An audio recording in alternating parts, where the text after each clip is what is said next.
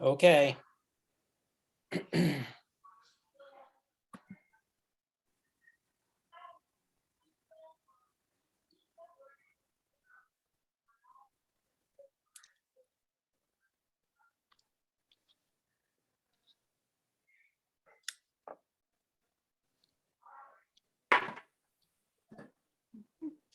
Hi, everybody.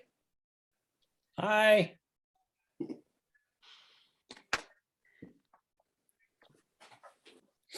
Well, we have probably almost a quorum here, but then to respect our speaker's time, let's go ahead and get started. I'd like to welcome Zach and Laura to our meeting tonight. They're from Habitat of Greater Charlotte, or the Charlotte region. Is that correct? And Habitat is one of our mission partners that we partner with. And I think there's a lot going on with y'all. So that's what we want to hear about. Hi, Richie. So let's start with our devotion, and Scott is going to give our devotion tonight. Okay, thank you. Can everybody hear me okay? All right, so today being February 1st and the kickoff of Black History Month, I tried to come up with a devotion that's somewhat aligned with the month's theme. And a couple months ago, more than that, we finished a documentary where I had an opportunity to interview Andrew Young, who most people know, civil rights icon and former United Nations ambassador, mayor of Atlanta. And we went down to Atlanta and interviewed him in his office, and it was fascinating. Fascinating guy, and his office was filled with all these pictures of unbelievably historic and important events. He had a picture where he was sitting next to Winnie Mandela when Nelson Mandela was sworn in as president, and had a picture of Muhammad Ali back in the day shining his shoes. And he had this one picture of Martin Luther King Jr. that I'd never seen before. And in the picture, Martin Luther Jr., if this makes any sense, he had his arm on a couch and he was turned back and he was looking at the photographer. And I asked him, who took that picture and where was it? And he took the picture, and it was in the little antechamber room next to the Oval Office. And they were waiting. The TV had LBJ on it, and they were waiting for LBJ to finish and then go in and make the proposal for the Civil Rights Voting Act. So needless to say, it was fun. I had an hour and a half with him. And when he found out I was from North Carolina, he told a story that's our devotional. And so before I tell his story, I found a couple verses to coincide with the devotion. One is from the Old Testament, from Jeremiah 29:11, and it says, "For I know the plans I have for you, declares the Lord, plans to prosper you and not to harm you, plans to give you a hope and a future."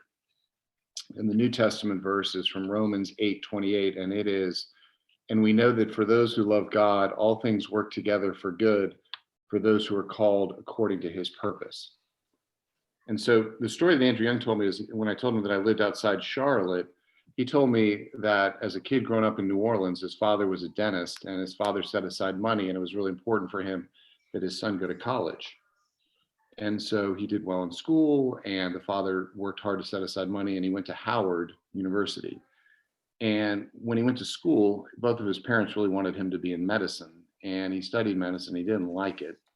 And as he went through school, he didn't really know what he wanted to do. So 4 years later, he graduates and he gets his diploma. His parents couldn't come up and see him, and he starts to drive back to New Orleans. And as he's driving out of Washington, D.C., he starts to kind of get mad. And then he gets really mad because he realizes his father spent all this money on his education and he has no idea what he's going to do. And so as he starts driving through Virginia, he's getting even angrier, and he starts really being mad at God, who he loosely believed in, but was really just upset more than anything with himself and his situation. And as he comes driving through Charlotte, he decides he can't drive much further. So he pulls over and he asked me, he goes, "Have you ever heard of a little town called Kings Mountain?" And I said, "Of course." And he pulls over in Kings Mountain, and he doesn't know what he's going to do, but he sees a sign for Crowder State Park. And he sees a little mountain, and he decides that he's going to run all the way to the top of the mountain because he's so mad. And he's really mad at God. So he runs up to the top of the mountain. And right as he gets out of the top, he's ready to yell at God. I want to make sure I get this right. And he says that he stopped in his tracks and he looked at all the beauty in the world and realized that there was beautiful places like this and the world was a lot bigger than he was. And so he literally kind of had a mountaintop epiphany, and that's what led him to go on and become a minister. So he went to New Orleans and he told his parents that he didn't want to enter into medicine, he wanted to enter into the ministry. And then he said it took him a little while to come around to that, but it ended up working out for him. So anyways, the message there is sometimes we don't exactly know what we need to do, but God, if we're willing to listen, usually has a good plan for us. So that's my devotion, and I'll end it with a little prayer. So let us pray. Dear God, thank you for Andrew Young and for his willingness to share his testimony. Be with all of us regardless of our background, color, or age. Help us to recognize that you have a plan for us, and in that spirit, be with us tonight. Lead our discussion and our decisions as it relates to mission of Davidson College Presbyterian Church in our community. In Jesus' name, amen.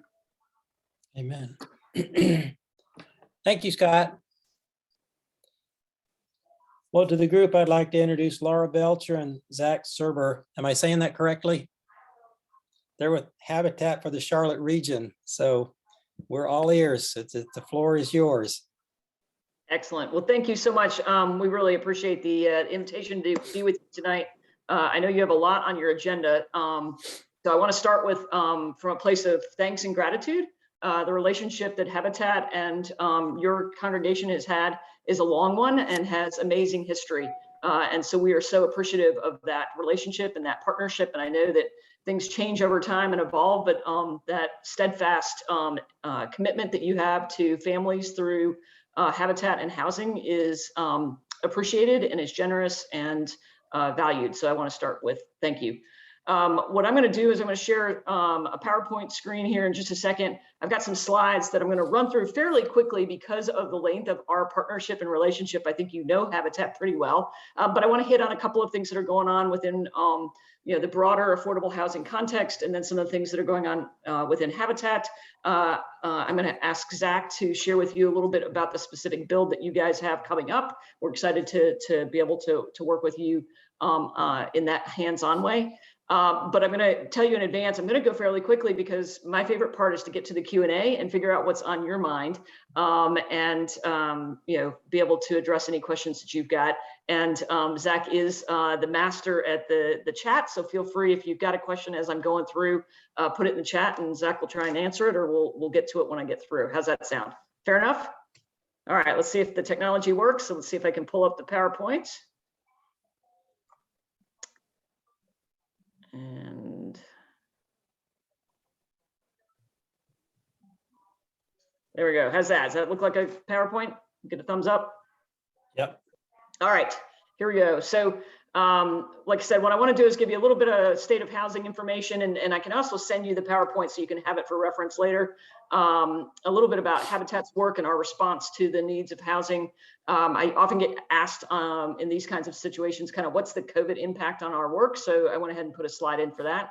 And then we'll get the details of the build and we'll get to questions. So let me start with a quick overview on kind of the state of housing, right? I think most of us know this inherently, but there is both a local and a national housing crisis, right? And so what we're seeing is a real disparity around the available supply of houses, which is driving up the cost of housing. So it's a traditional economic model that we've got that is causing problems, supply and demand. And then when you overlay this region's population growth, it just really exacerbates the problem tremendously.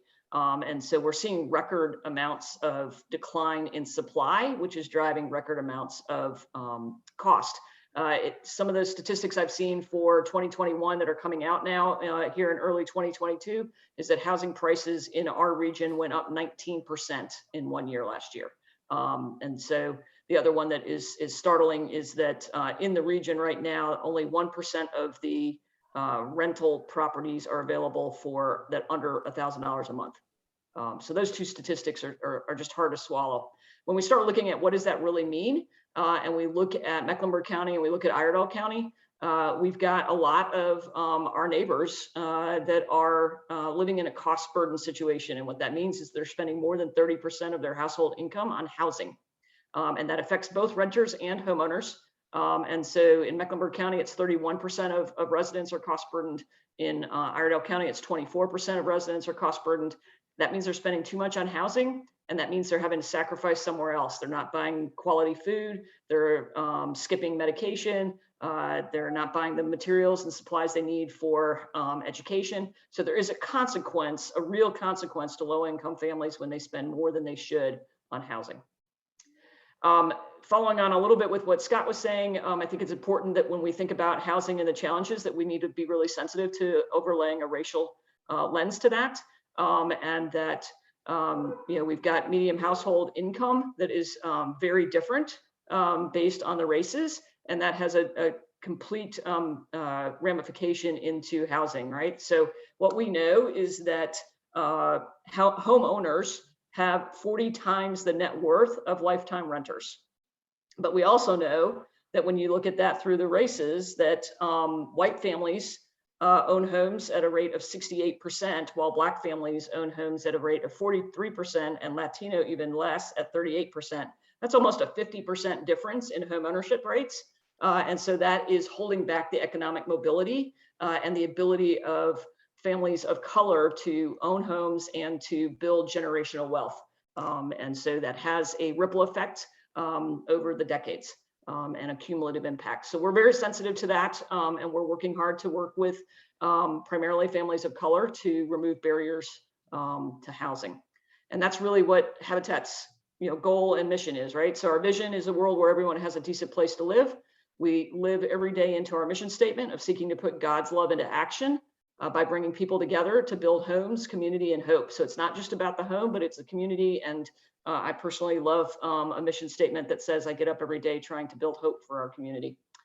When we do that, and how do we do that? We do it through three primary programs, right? And again, this is information that you're mostly familiar with, but we do it through three programs. One is our home buyer program. We do that with new homes and with the purchase and rehabilitation of existing homes. We do critical home repair, which is deferred maintenance on owner-occupied homes, mostly for seniors. And we do financial literacy, and we've expanded our financial literacy recently. So we used to only do it to our new home buyers, but we now have Money Matter classes that are open to the community to allow anybody to participate in the Money Matters class in order to become home buyer ready. So let me walk through each one of these in just a little bit more detail and show you some things. So within our home buyer program, we're expanding our housing solutions. So we've got the traditional single family home, but we've expanded our product to include townhomes. We're looking at how to do soft density. Where does that make sense? It doesn't make sense everywhere, but where it does, we're going to try and introduce more density so that we can serve more families. So this is the East Mills Avenue townhomes in Mooresville. There's 6 of them. We have 4 or 5 of the families have moved in. So we're getting close to having that fully occupied. I was up there just last week, and it's great to see all the front porch furniture and the wreaths on the front door and the way that those families are moving in and getting acclimated. One of the other things that we're doing is increasing our flexibility in our house styles to make sure that we are creating not just homes, but communities. We really want to design a neighborhood and be place-based. And so we've woven in more 2-story homes. Lots of times people think, well, the 2-story home is a bigger home. It actually gives us more ability to put homes on smaller lots, right? And so it's not the more square footage, it's just an economical use of the land, and land is so expensive, right? So we're continuing to refine our house plans, 2 stories, 1 stories, the traditional front porches that we think is so important to neighborhood and community as well. So some of the projects that we've got going on in the region, just to keep you updated on what we're doing. Currently, right now, we've got 2 homes under construction, one in Huntersville and one in Davidson. We have spent a fair amount of time recently on some infrastructure upgrades on the Pool Place community in order to meet the needs of the town of Cornelius. We've got 2 home renovations going on in Davidson right now. We have 3 planned projects for Huntersville, and we're in the process of negotiating for some land acquisition in both Huntersville and Mooresville. And then if you look at Iredell, we've got the 6 Mills Avenue townhomes that we've completed. We've got 2 new home construction projects underway in Mooresville and 1 slated for Statesville. So kind of in the new home ownership space, those are kind of all the projects that we've got going on that would be in your area. In addition to new homes, we do a lot of critical home repair. This is actually an area that we're really growing in dramatically. If we look back 2 years ago, as an organization, right as COVID was coming online, we did about 80 repairs. We're looking next year at trying to do about 170. So more than doubled our critical repairs. These are projects where we're going in and doing a whole house assessment. So we look at all of the deferred maintenance of the house and are focusing on what's critical. So you can see that's what's on the left versus some things that are maybe more cosmetic. But there are lots of our neighbors and families that from the street, you might not realize kind of the condition of their homes and the substandard conditions that they're living in. So we go in and we look at all these critical items. We also do lead assessment and asbestos assessment before we do the work. And so the average project that we are doing right now is we're investing about $32,000 per critical home repair. And that's so that we could go in and do all the work, return it to a safe and decent place to live. Most of the folks that we're working with are seniors. And so we're also making sure that we're addressing accessibility so folks can age in place. That's an important part of wanting to make sure that they can stay in their home if their health allows them to. We don't want the condition of the home to be the reason they have to leave. So just a couple before and afters we do it. This is a very typical project for us where we're updating a bathroom. We're making it more accessible. We're putting grab bars in. We've got a low threshold step in for the shower so that it's safer and removing all other activities that would be a barrier to that space. In this one, this is a kitchen. You can kind of see that there's a huge gap in the flooring there. We took all that out, replaced that, and put in safe flooring. We see a lot of electrical work that we need to do. A lot of aging homes that have substandard electrical and are one incident away from a fire. So really trying to spend a lot of time on that.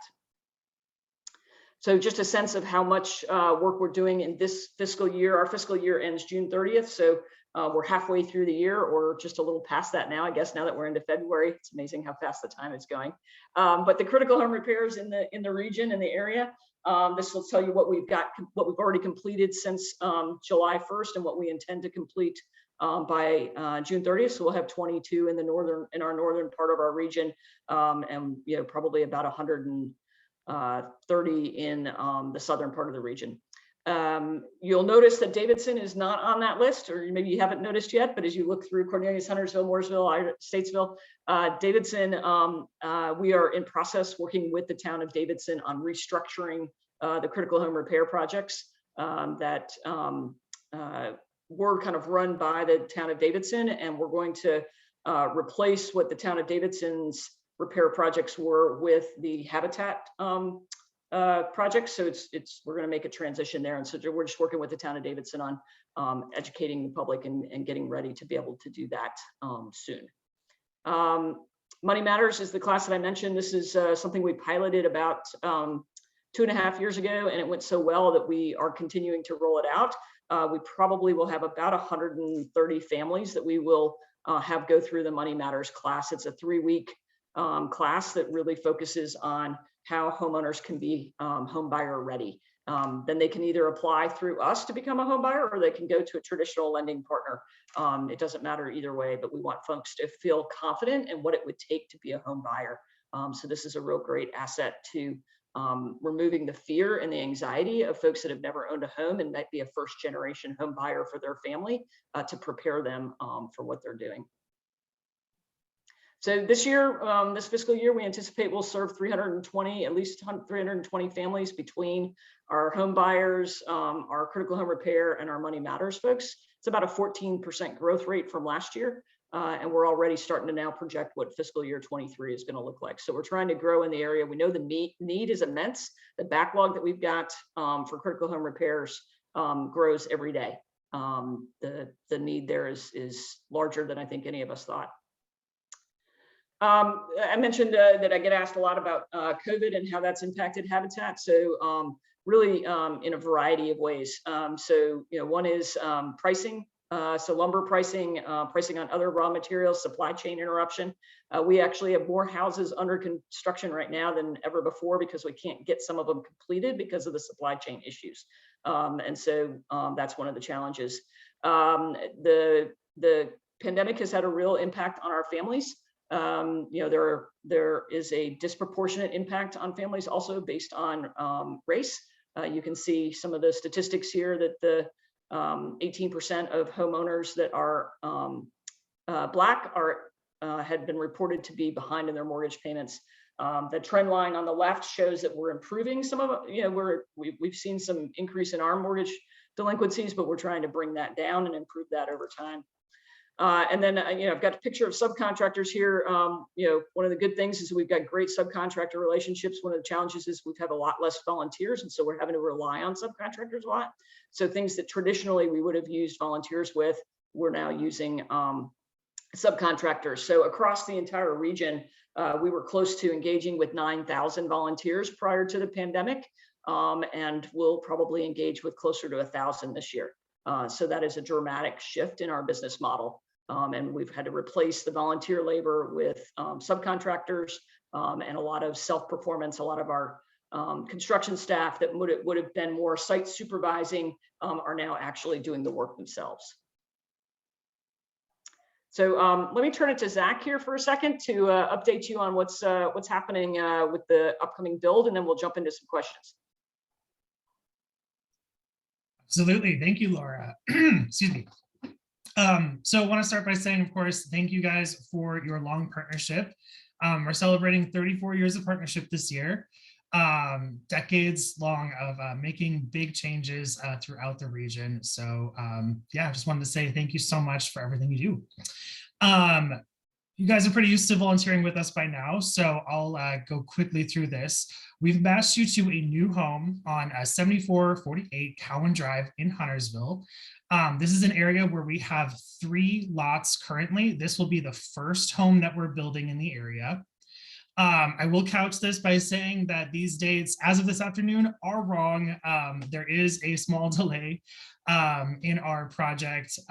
It's been the case with a lot of our projects lately. Staffing issues with our subcontractors and with inspectors mean that there are a lot of changes that are really out of our hands. So I do want to ask for your flexibility when you volunteer with us this year. Dates can change, they can change quickly. We do our best to make sure that you're still volunteering on the day when we say you will, but there's always a chance for that as of now.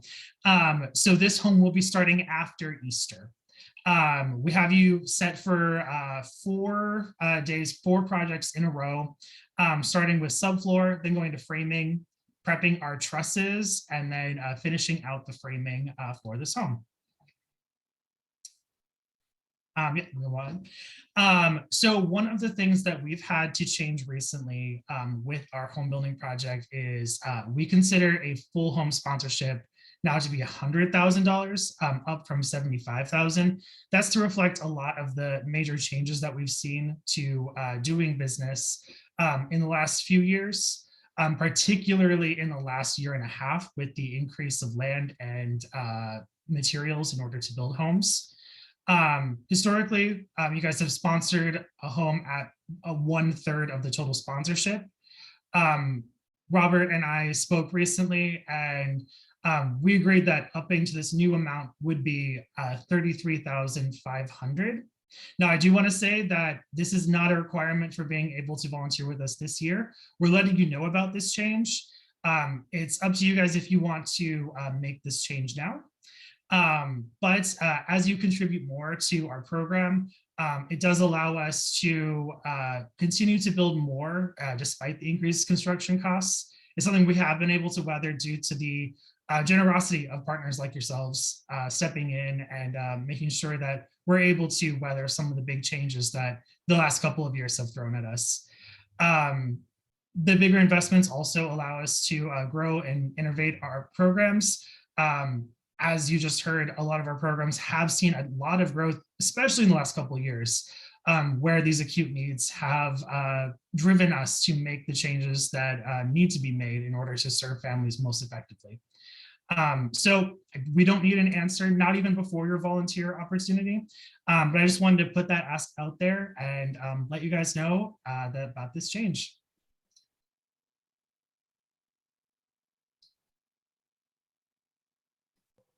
So that's kind of running through a lot of information very quickly on our slides, but really at this point wanted to see what questions you've got and what else we can share about what's going on with Habitat of the Charlotte region.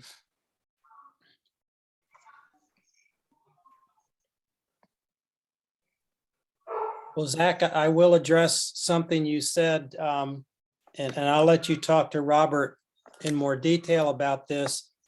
But we have figured out a way to meet the obligation of the new sponsorship.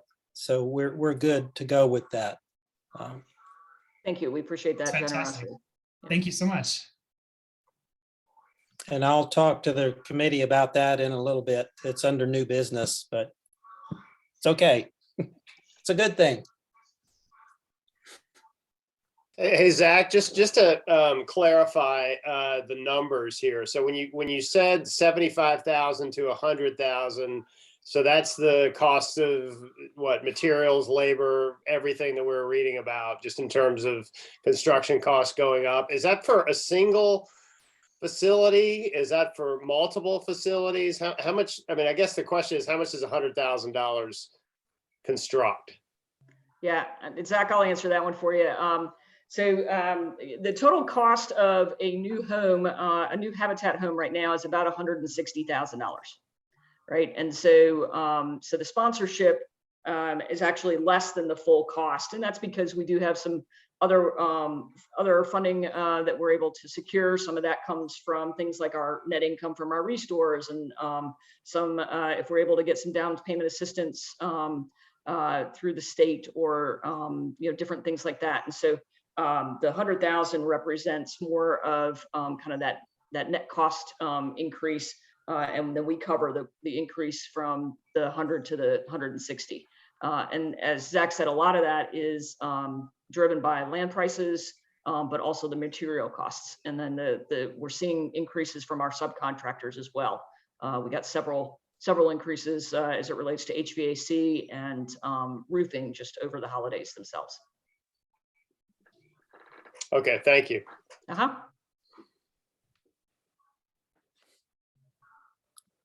Laura, I was curious about land holdings. Do you have land in reserve, or do you stay on the edge all the time? I know you're constantly looking for land, and do you have any relationship with lands conservancies? Yeah, good question. So Habitat Charlotte region is the combination of Habitat Charlotte and our town's Habitat, and so we put the land acquisition kind of team together to look at across the footprint. In Habitat Charlotte, in the Charlotte area, we have a couple of year pipeline of lots, and in Statesville we have several years worth of land. But to be completely honest, in North Mecklenburg, we don't have as much land. So the merger didn't come with a lot of land. So that's one of the reasons we're working hard, specifically targeting Mooresville and Huntersville to acquire land. We don't have a relationship with a land conservancy, but we are having really great relationships with the various municipalities that we partner with. So I personally am sitting on the Davidson Housing and Equity Board. We've got representation on the Cornelius Housing Board. Huntersville is looking to put one together and wants us to be involved, as well as we are starting to work with the Mooresville Housing Board. So by staying close to that, we're in conversation with municipalities also about whether or not they've got excess land, right? So a combination of us going out and buying some on the market, and then looking at where we might be able to work with municipalities that have excess land. I know recently you moved a house from Griffith Street to somewhere else in Davidson. Is that a new concept, or is that something you've been doing all along? It makes a lot of sense to take an existing structure. That one has historic significance, right? And so as the town of Davidson was looking to, claim that piece of property, they wanted to preserve the house, right? And so they worked with us, and we worked with the Historic Commission, and we worked with the state historic guidelines to identify what portions of the house need to be retained and which ones do we need to preserve and that kind of thing. So that one's a little bit of a unique activity because we're working with the historic preservation, and we don't usually do that. Moving a house can be very expensive. It can be a good solution, but it also can be very expensive and complicated based on power lines and things like that. So we do it occasionally. We don't do it often because of the cost and the complication. We've had a long time relationship with Olympic High School, where Olympic High School builds a house on their on campus, and then we pick up the house. The students actually build it over the course of a year, and then we pick up the house and move it. And it's gotten to the point where the cost to move has gotten beyond what we can absorb, and so we're gonna probably not do a lot more house moving. I will add to that project. I'm so sorry. The house is dropping on Crane Street next week. And so once it's dropped, I should have a timeline on when you guys can volunteer on it. Great. Any other questions? Anything else I can tell you about what we're doing or how we're approaching the needs of the community?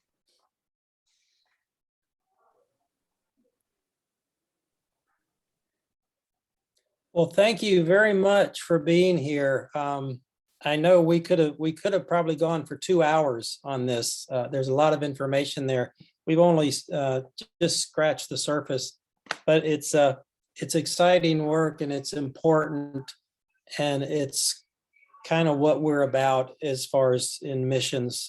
This is one of the best uses of money that I can think of. So we appreciate all you're doing, and hopefully we can be of help and service. Well, absolutely. We basis. appreciate the 34 years of working together. It means a lot to us. And so we're excited to get this spring build underway and get you guys out there. And as soon as we can get some folks out on Crane Street, we're going to do that as well. So we're committed to working together.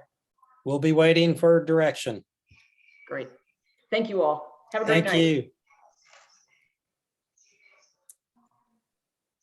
Dana, I was trying to figure out who you were. You weren't on my committee list. And I said, did someone new join the committee? But I'm guessing you're here for Joe Melton. Yes, I am. Joe isn't feeling well today, and I'm the operations manager at Promising Pages. So I thought I'd just step in and tell you guys a little bit more about us.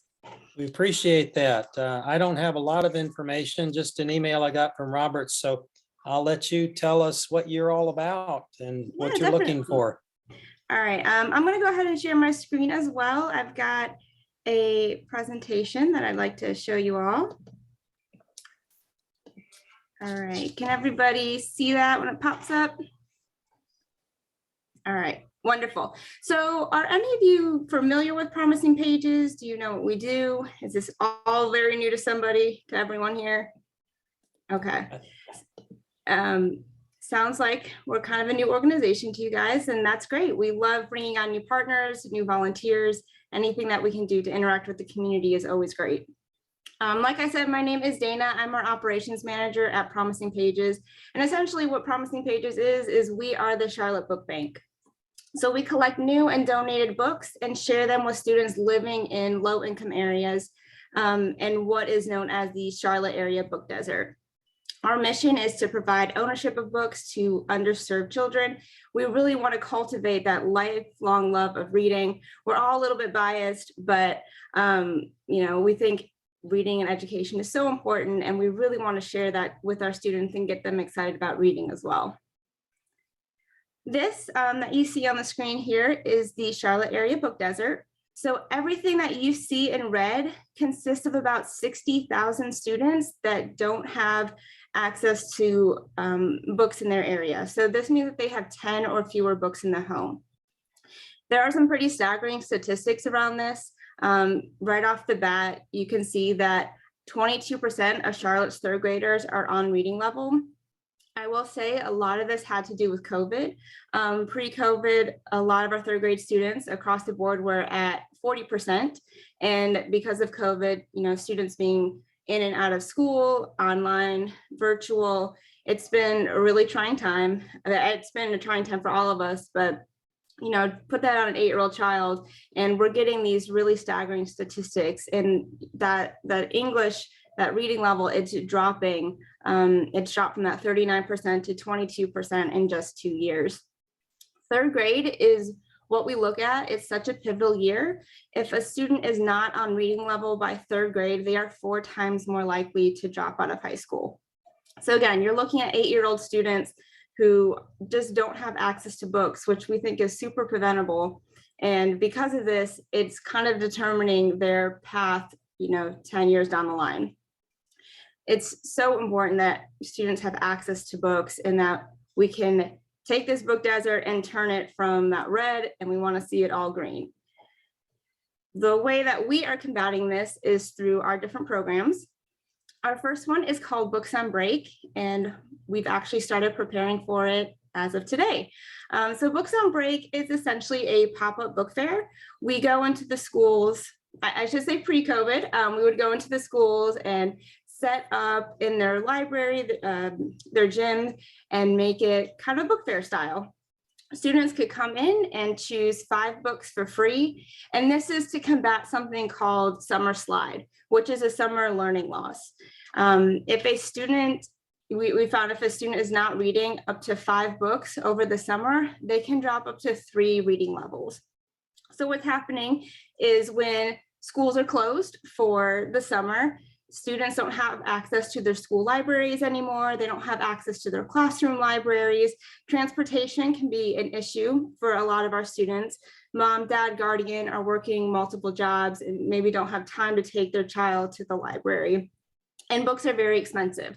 So combining all of that, students are not reading over the summer. They're dropping these reading levels. And that's why we're getting that 22% of 3rd graders only being on, only 22% of 3rd graders being on reading level. So Books on Break is to combat that summer learning loss. We're going to be in 25 schools this year, which is about 70,000 books. So we're really excited. And the goal is to be in all of the Title I schools. As soon as we can grow our space and grow our sponsorships, we really do hope to be able to hit all of those Title I schools and make sure that all of these students are having access to books over the summer. The second thing is our community partnership. This is where we give most of our books. And this is just essentially working with our 200 plus other nonprofit organizations, again, the school system, anyone in Mecklenburg County, Union County, all of the surrounding areas. We want to be able to provide books. It's very simple. Our partners can fill out our book request form. They just tell us what they need. We get that fulfilled for them, and they go and share through their programs and give to their students. We have created a new program called Book Seed, and this just launched in September. And this is providing home libraries for students in the affordable housing communities. So we are working with Enlivian and trying to build resource centers inside the leasing offices, providing books for all of the children living in those apartment complexes. To get them from that red part on the book desert kind of up to the orange, it takes 25 books. So what we do is we give each child in that apartment complex 25 books to begin their home library. And as they get older and as they outgrow their books, we encourage them to share their books with maybe their younger sibling or a cousin or friend or neighbor, and they can always request more books from us. So we will constantly be replenishing when we can, and we're also encouraging our students to share their books as well. We have another program called Feed the Body, Feed the Mind. This is where we are partnering with local food banks and pantries through Loaves and Fishes, Second Harvest, in order to give books with food. You know, it's really important that our students have the opportunity to learn. We find that as a necessity, as well as having food and shelter. Literacy is so important. So what we do is we provide bags and books. And as you can see down here, this is Eric. He is our executive director. And this is a display that we have. So when students come or families come up to get food, they can also choose a bag of books. The reason that we have them in these plastic bags is choice is so important. It is key for a student. We want them to be able to choose their books. And because of COVID and the fast pace of these drive-through events, it's not always easy for a family to stop and kind of look around for a while. They have to go pretty quickly. So we put books in these plastic bags here and have the student point out which bag that they're interested in. And so they get to take a bag of books home along with their bag of food. Lastly, what we are working on is trying to bring in more diverse books. We have about 95% of our students that we serve who are of a person of color.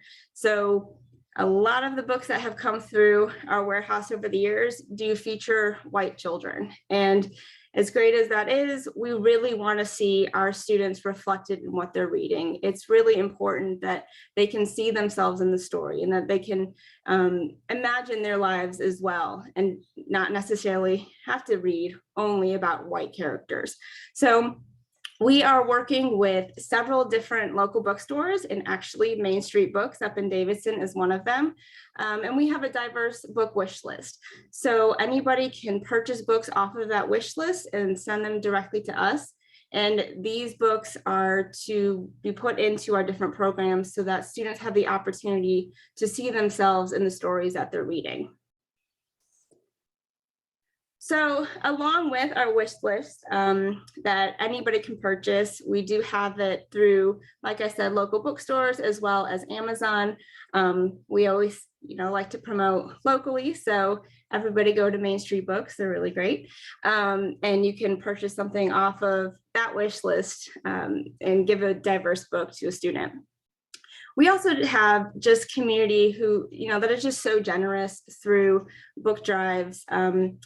Places of worship like yourselves, schools, or corporations will host a book drive and collect as many as they can and donate them back to us. And so all of those books are A, staying out of the landfill, and B, going to students who need them, going to new homes, getting new life. And we just love to see that circle continue. So we're always looking to bring in more books. It's going to take about 350,000 books per year just to move all of that red to that orange and on that book desert map. So it's a lot of books, and we have a large community. And as that continues to grow, we want to make sure that our operations are growing as well with it. So through community book drives, through citywide donation bins, is the way that we're collecting books, as many as we can. So our donation sites are basically an alternative option to coming and dropping off books at our warehouse. We're located over in South End, over by OMB and off Yancey Road. And so for somebody who lives in Davidson, that might be kind of far away. So what we have done is ask different businesses and places of worship to host a donation bin. And once that bin gets full, we'll pick up the books and you can kind of start all over again. We found that's been a really great way for our community to donate their books, clean out their bookshelves. We have found with COVID, especially at the beginning, people just had a little bit of time on their hands during lockdown. So this was a really great thing for them, where once you cleaned out your bookshelf, you could just go to one of your local donation drop-off sites. All of those are listed on our website as well. And lastly here, we just have other nonprofits that will share books with us. We really believe in working with our community, whether it's our community members or other nonprofit organizations. We will all want to come together for that common goal. So recently we worked with another organization called the Dottie Rose Foundation, and they were able to procure 38,000 Spanish books for us, which is amazing because trying to find books in Spanish is really difficult.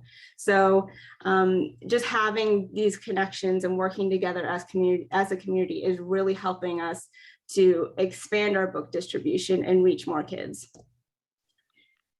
We do go off of a fiscal year from June to July, but this is our 2020 to 2021 impact here. We distributed over 182,000 books last year.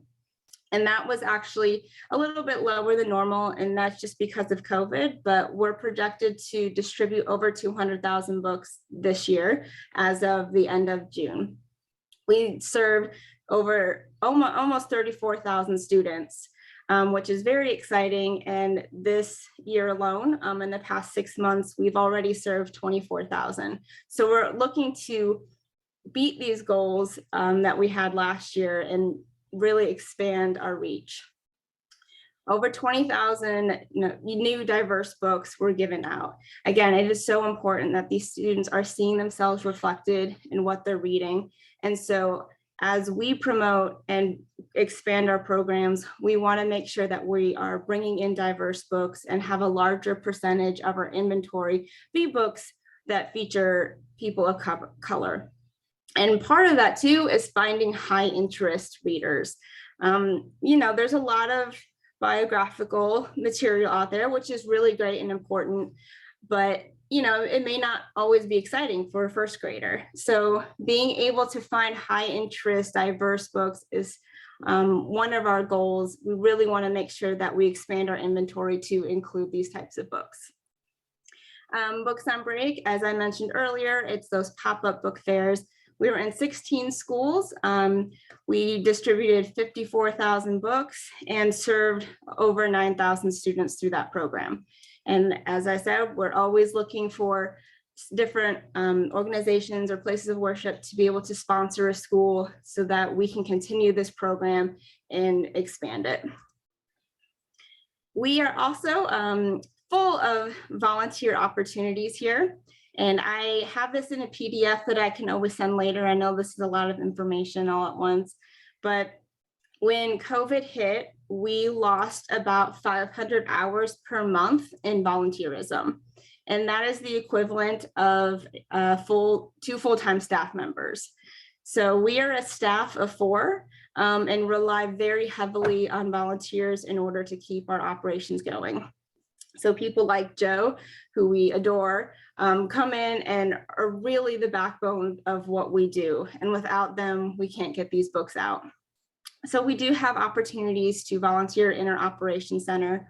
And that is simply cleaning, repairing, and sorting our incoming book donations. We want to make sure that our books are in the best possible condition they can be for our students.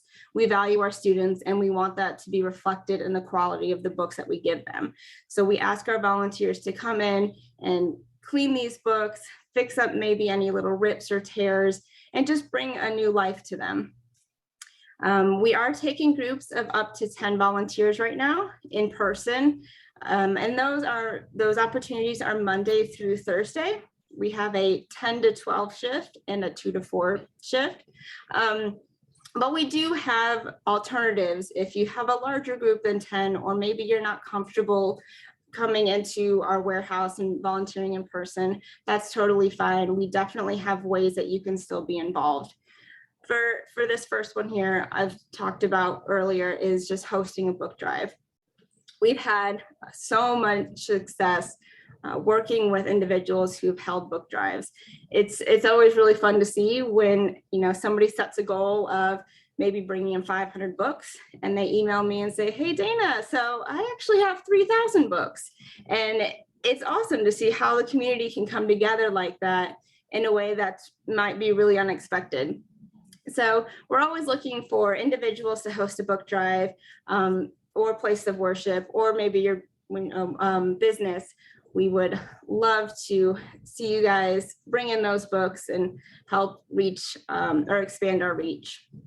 We also have the opportunity to clean books at home. So it's the same thing that you'd be doing in our operations center, except you can do it kind of on your own terms, on your own time. All you have to do is schedule a time with me to come and pick up books to clean and a cleaning kit. We have all the materials provided. You just come, we load your car, and you can drive off. You clean the books at home. All of the instructions are included as well. And whenever you're done, you just shoot me an email and drop them back off at our location.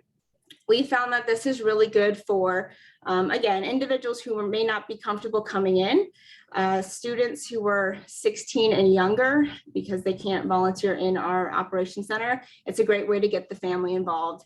And it's also really good for groups that might be larger. So we've had youth groups who have held these cleaning events where maybe 25 of them get together, and we give them 1,000 books, give them kits, and they clean all of the books and bring them back to us. It's a great way to help us continue to have those volunteers, even though they may not be in person. Again, I've mentioned the diverse books. You know, another thing that you can do is host a diverse book drive, strictly looking for diverse books. We also have these special projects that have been added recently, and if you guys are interested in this, like I said, I can send you this PDF. You can look through it and you know, see if this is something that you're interested in. But we do have opportunities to go out to some of the pantries during our Feed the Body, Feed the Mind program. So if that's something that you're interested in, maybe you want to be more involved in the community in person, being able to interact with students, this is a great way to do that.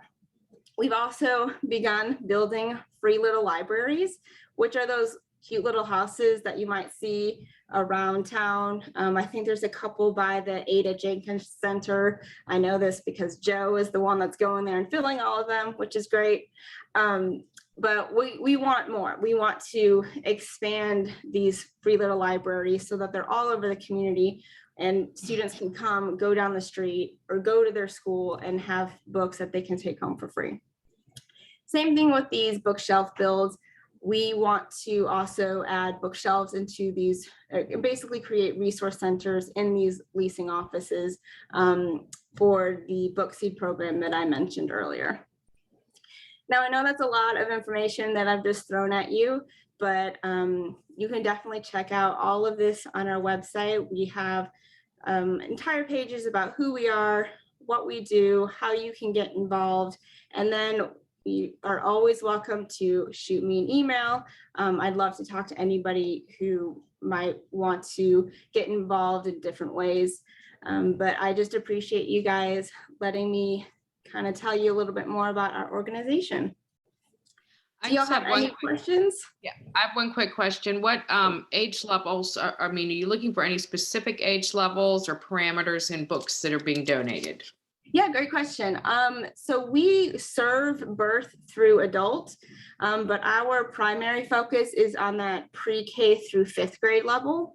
Pre-K through 3rd is what the literacy focus is in Charlotte, and kind of as a whole, that's what a lot of organizations look at, but really that pre-K through 5th grade is what we primarily like. All right, do you have any other questions? Dana, that is great. It's a bit overwhelming, though. As you said, it's a lot to digest. And I know if from what I gathered, you had made a request that did Davidson College Presbyterian Church want to host a book drive, which is a 2 to 3 week affair, or to be a permanent drop off. And that's something we have to hit around and talk about and make a decision on. Yep, And definitely. without Robert being here, I really don't want to make a decision on that without Oh, I his totally input. understand. But I have a personal interest that I'll get up with you later on about this. Great. This And is like I great. said, I'd be happy to share. I do believe I have Robert's email address, so I can send him the PDF of our volunteer menu. That way you Okay. can pass it on. I know that's a lot to try to read, you know, in a 15-minute time span. You're right. But thank you for coming and sharing that information with us. Yeah, I appreciate it. Thank you guys for having me. It certainly looks like a partner we might want to pair up with. I think it's a great thing. Thank you Awesome. very much. Did Yes. anybody else have any other questions? Okay, well, thanks again for All right. coming and share with us. Thank you all so much. Y'all have a good night. Okay.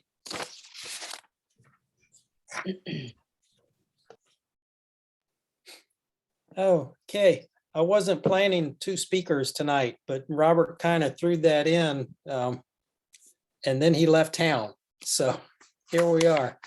But that's okay. We'll try to move this along as quickly as we can. I guess we first of all need an approval of the January minutes. I forgot to include that on the agenda. Is everybody okay with approving the minutes from the January meeting? So moved. A second, Second. anybody opposed? Minutes are approved. Charlotte, thank you very much for your diligence with these minutes. They are wonderful. I think I spaced about putting in the devotion stuff. It was just a lot of stuff last month. So- I know, that's okay. That's something Anyway. new, something relatively new to our group. We'll get used to it. I just have some old business items. I just want to run through these very quickly. Richie, is there an update on Room in the Inn, or are things the way we left them last month? You're on mute. Richie, you're on mute.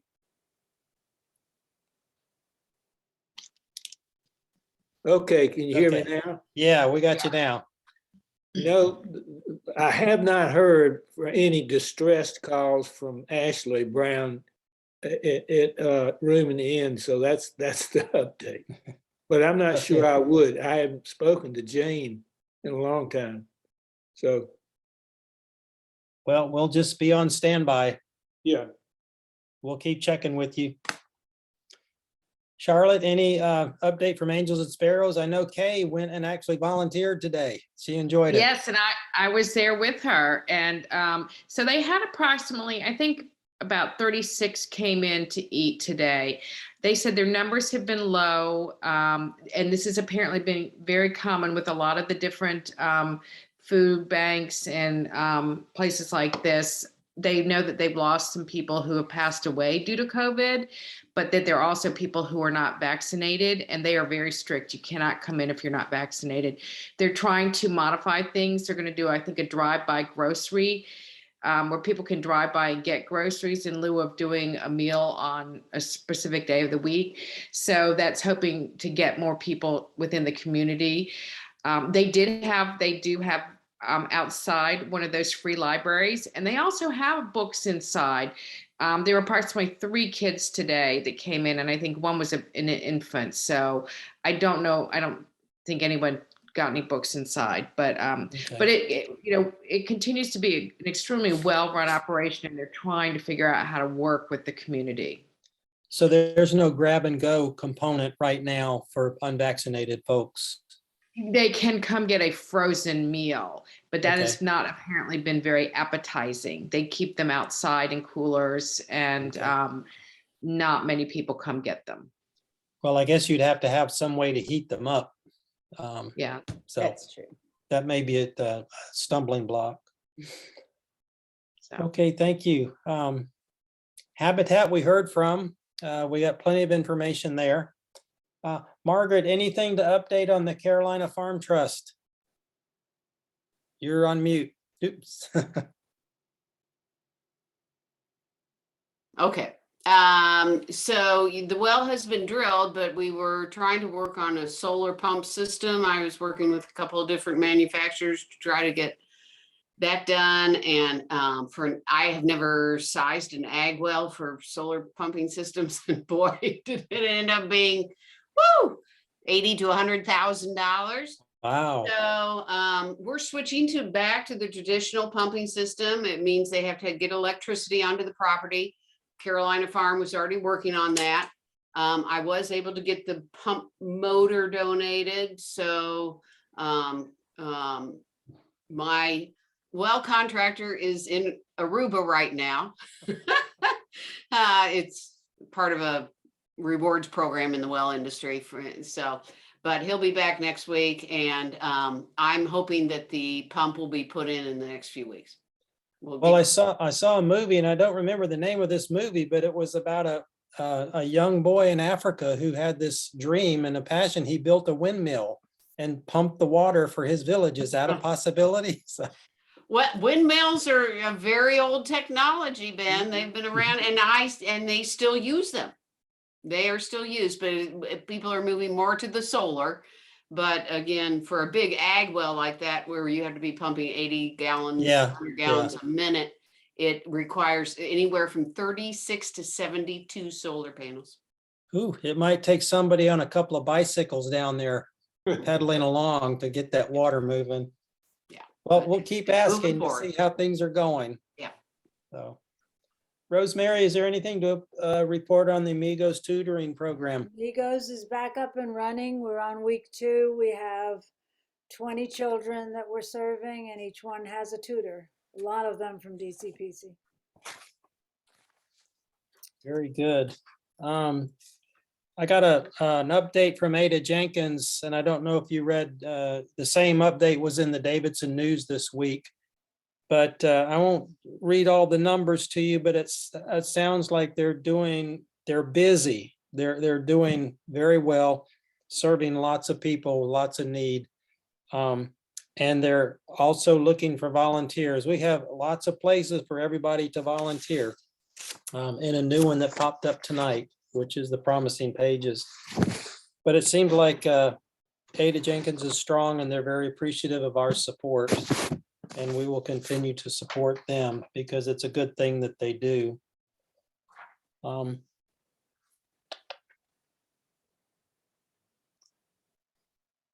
One thing I forgot, the Camp Greer update, Charlotte, last count, Robert wanted to try to find a 6th student. I don't know if they've had any success doing that. Well, so I reached out to Robert Brown, the counselor at Blythe that I worked with last year, and I sent my email to him around all that first group of snow days, and then they were off, and so I never heard back, but I resent it and he immediately responded back. And so he is going to work with me, and we're trying to set up a meeting. Robert Alexander and I were going to, I think, Zoom with him at some point, maybe next week, and you're welcome to join us if you want. The kids do have to be vaccinated, not boosted, but vaccinated. So we don't know if that'll be a stumbling block or not, but they are very interested in working with us again. Do you know if the students we sent last year, have they been vaccinated, or do you know? I mean, that may be a I HIPAA have no- violation. Yeah. Yes. I don't know, and I don't know. So that'll be a question for Robert Brown to find out about that. But they would like to work with us, and we have reserved 6 spots for the very first week of camp. So, yeah. So Okay. last year, they didn't require vaccination, right? No, well, they weren't. The vaccines weren't available for For kids yet. children, that's right, that's right. That's right. No. Yeah. So So we'll see. We'll see. we'll keep asking. Yeah. Had a note from Robert, a request from the Charlotte Rescue Mission to place donation bins in the hallways, inviting people to bring anything from shoes to socks to t-shirts.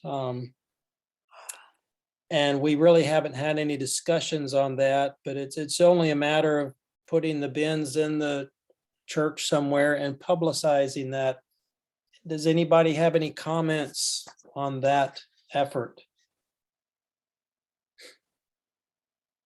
I think if you put one in the congregation house and then one over, we can try it. We haven't done much of that. And I actually think there are a lot of people that have items of clothing. And Lydia's Loft is one place right now that is closed and nobody's allowed to drop off clothes. So I think that it would be probably a good thing. Agreed. I wonder if you do something like that, and this is just a question going through my mind, do we have the responsibility for cleaning those items? Because we don't know if they've been cleaned or not. And it may not be a good idea to pass along items that have not been cleaned. So does that become our responsibility, or does Charlotte Rescue Mission? I guess that's a question for Robert. Once they get the Robert and- donations. Right. I would Yeah. ask the rescue mission how they feel about that. So that used to be a big requirement. Everything had to be clean, but I don't think people feel like it's such an issue anymore. Right. But I don't know for sure. I mean, Yeah. But it doesn't sound like it's an ongoing thing. It sounds like from Robert's language, it looks like we pick out a month to do this, and it's kind of a short-term deal. So that'll be ongoing conversation with Robert and maybe a couple of us to talk about. The promising pages, we heard from Dana. And the question is, the question she asked was, would you be interested in having a book drive, which would be a 2 to 3 week affair, or a permanent drop off, which would be, again, an ongoing, the books get full, we call them, they come pick them up. But then that she threw in that cleaning component. So if we're collecting books, then is it our responsibility to clean them too? So we would have to have another work day to clean the books. Well, it sounded like that was an option, but it was not something they expected.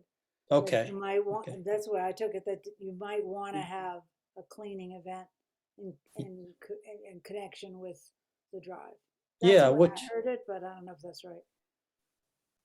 yeah, that would make sense. I mean, that's, they kind of go hand in hand. And it certainly is something that's doable. And I guess the question to the group, and again, no decision tonight, but the question to the group would be, would we want to do the book drive for a 2 or 3 week period? Or would we be interested in being a permanent drop off? Anybody have any thoughts or opinions on that? I would really encourage us to look at the diversity component, because I think there are a lot of books out there, but I've worked with a lot of reading tutoring, and there is a real shortage of diverse books. How do you I- target, how do you make that happen? I don't have a clue.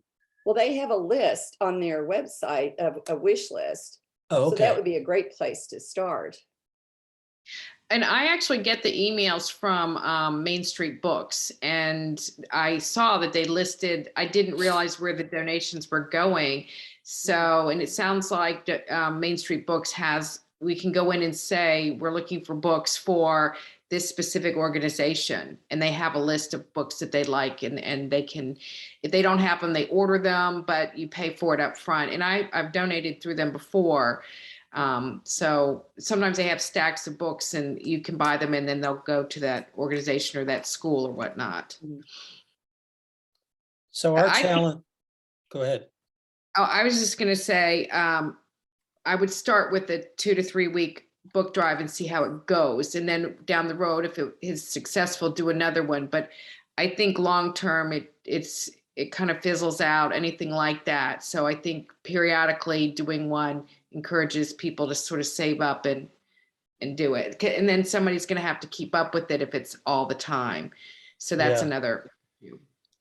Well, it sounds like they keep up with it pretty much. It's just if it gets full, you call them. I don't know.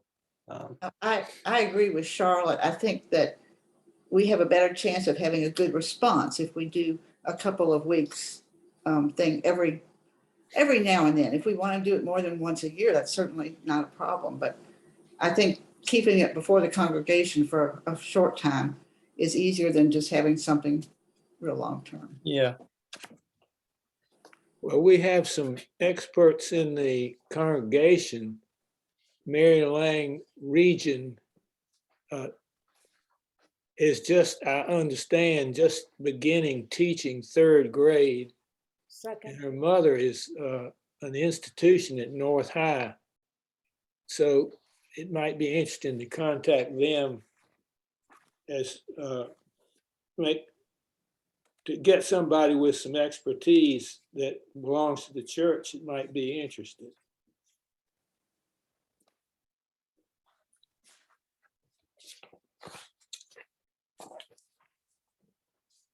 Okay, again, we'll have discussions with Robert about that and see which direction we're going to go on that.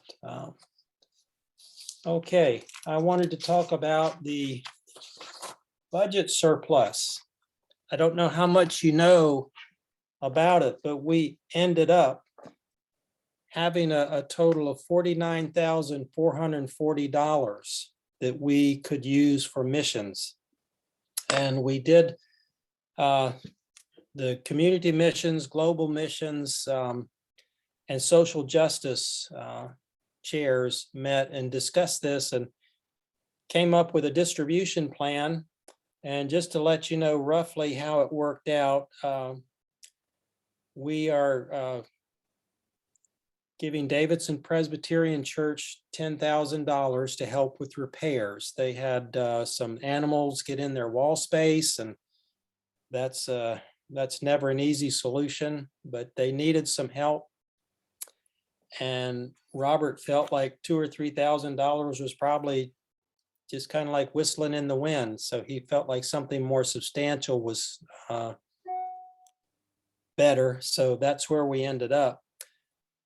Global missions, we allotted $20,000 to global missions.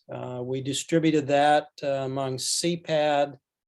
And with CPAD, we gave them $15,000, but we have $5,000 from the Nicaragua partnership, which brings them up to $20,000, which was their request. And then Access to Success and Nest and Jubilee House, those are global mission partners. As far as community missions, we talked about Habitat, and we knew about the shift from $75,000 to $100,000 for a house these days. So that bumped our normal sponsorship of $25,000 up to $33,000. Well, we donated $5,000 of this, or allotted $5,000 of this surplus to Habitat. We also had $5,000 in the 2022 budget. So that brings us to $10,000. And we already had about 23,000 in pocket. So that gets us to our $33,000 level. So we do have the ability to support. And that's why I went ahead and told them that we could request that, because that's already been approved and is in the pipeline. And then total community missions was $19,440. And that some went to Charlotte Rescue Mission, Serenity House, Caterpillar Ministries, Ada Jenkins, and Davidson Housing Coalition. And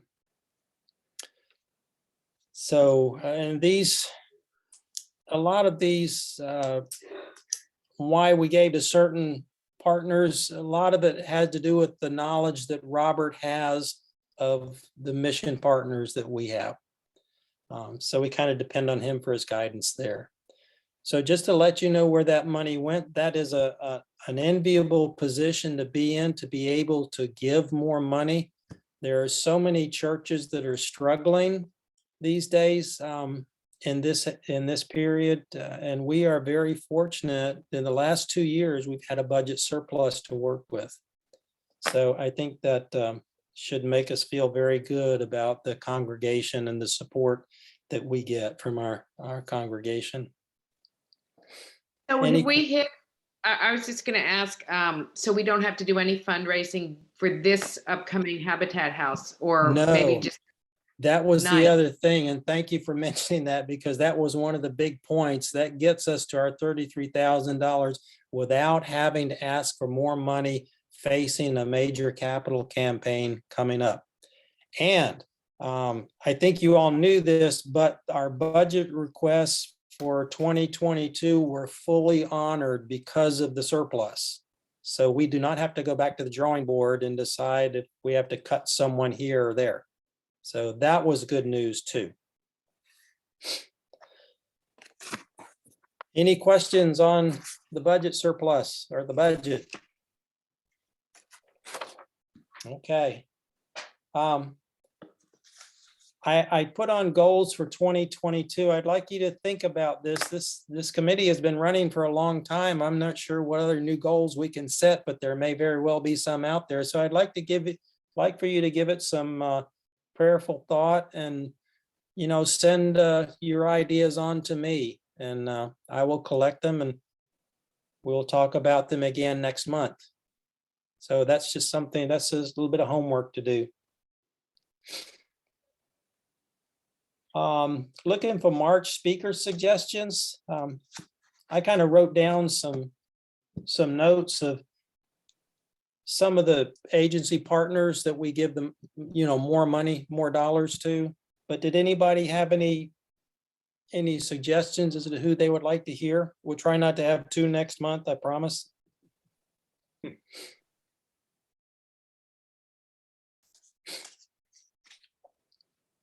Well, I tell you, one of the first things that came to mind, and Rosemary, you can speak to this, is our Blythe partnership. I don't know if we've heard anything in a while from either Rosemary or Catherine, and I know, Rosemary, you're heavily involved in that. Yeah, I don't know whether next month would be the time. We're right now kind of in conversation with the principal, trying to set some projects up and trying to get teachers involved. There's a limit to what people can do with Blythe now because of the COVID. They don't allow, there's Yeah. some volunteer efforts that they're not allowing. But I think it's a good idea. I'm not sure we would be ready to, either Catherine or I would be ready to do it by next month. Things kind of move slowly, but there are several initiatives that teachers have raised that may, but I think we'll have a more, maybe the next month we'd have a more complete report to give. I mean, we could certainly talk about what's going on now, but it's not much right now. No, that's fine, and we'll let you be our guide on that. It's nice to have an inside person in Okay. there. So, but the other missions, and there were 5, where we give significant dollars: Crisis Assistance Ministry, Caterpillar Ministries, Charlotte Rescue Mission, Serenity House, and Hope House. I don't know if anybody has any particular one they'd like to hear from. If not, I'll just choose one and see if, does anybody have any relationship with any of those ministries? Well, talk to Robert, because I want to say that we had a conversation with a couple of those maybe within the last year or so. I went back and we have not. None of haven't? those have been on the list. Now, I went back and identified through your nice minutes who we had talked to in the last year. So Okay. none of those were on our radar screen for that last I've been year. doing minutes for too long. Charlotte Rescue Mission might be one to consider. I was down there a couple weeks ago, and they're doing a serious renovation and bringing in a lot of new people. The guy who runs it, his name's Donnie Shell Jr. And yes, Don, what? I missed part of that. Donnie Shell Jr. Donnie His father's a Shell. NFL Hall of Fame player, but anyways, just a super nice guy, and they were really excited about what they were doing. It seems like there's a lot of good energy down there. Okay. All right. Well, we'll pursue good. that. I'll talk to Robert about that. He didn't play for the Steelers, did he, Scott? You know, he did, Barrett. Yeah, I thought so. Shocking. I think I have his football card.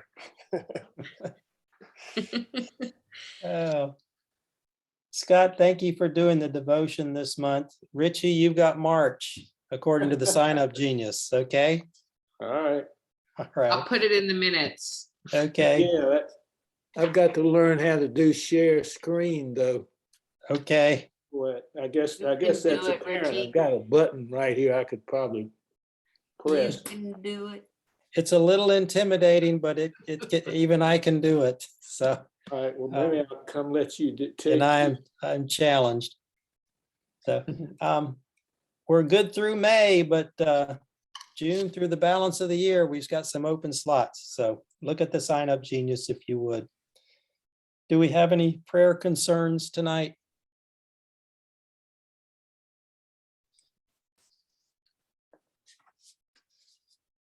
I forgot to ask, does anybody have any other business to bring up?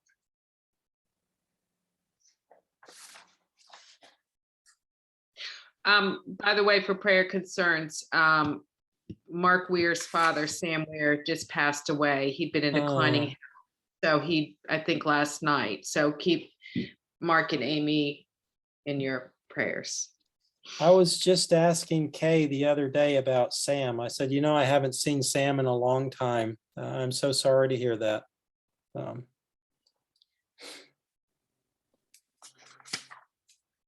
Well, let us pray. Lord, guide our footsteps as we leave this gathering. Keep us mindful of our mission and those that we serve. May our decisions be meaningful. We lift up in prayer the family of Sam Weir. He was a good and faithful servant. Give them your strength. We ask this in your son's name. Amen. Thank you, everybody. Thank you. Okay, We'll see you in March. well done. Bye. Bye.